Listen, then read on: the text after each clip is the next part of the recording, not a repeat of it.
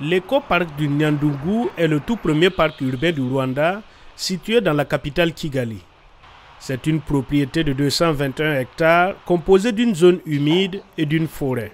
Les autorités affirment que ce parc va aider à promouvoir la conservation parmi les communautés urbaines et à éduquer les enfants sur la protection de la nature. Il s'agit d'un parc écotouristique, mais il aura aussi un aspect récréatif et éducatif. Ainsi, dans le parc, nous avons un jardin médicinal dans lequel nous avons planté des espèces d'arbres indigènes. L'idée est de vraiment s'assurer que nous régénérons également des espèces d'arbres indigènes et donc à travers cela, nous organiserons des visites avec les écoles. Le parc a ouvert ses portes au public en juillet après un processus de 6 ans pour le restaurer à partir d'une zone humide dégradée. Les responsables disent que des structures ont été construites sur la zone humide délicate et qu'elles avaient été utilisées pour le bétail et l'agriculture qui l'ont endommagée.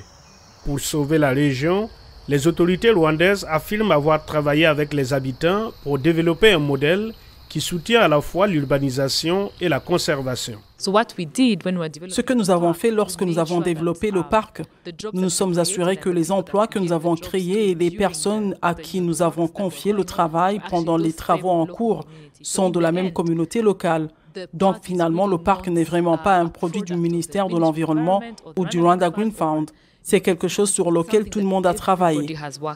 C'est un moyen durable de développer les villes africaines tout en préservant la biodiversité africaine, selon l'Union internationale pour la conservation de la nature.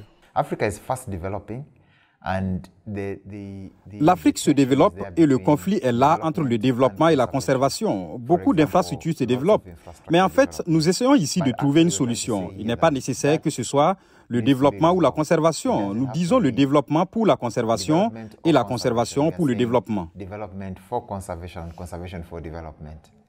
Pour y parvenir, les responsables affirment qu'il doit y avoir un examen du montant de financement que les gouvernants africains accordent aux projets de conservation et de développement. Nous devons nous éloigner de l'ancien paradigme où les aires protégées ou la conservation de la diversité ne comptaient que sur une seule source de financement. Cette source de financement était principalement constituée de subventions de l'aide au développement à l'étranger. Nous essayons de dire qu'il faut avant tout que les gouvernements eux-mêmes allouent plus de ressources aux aires protégées parce qu'elles apportent de la valeur à l'économie.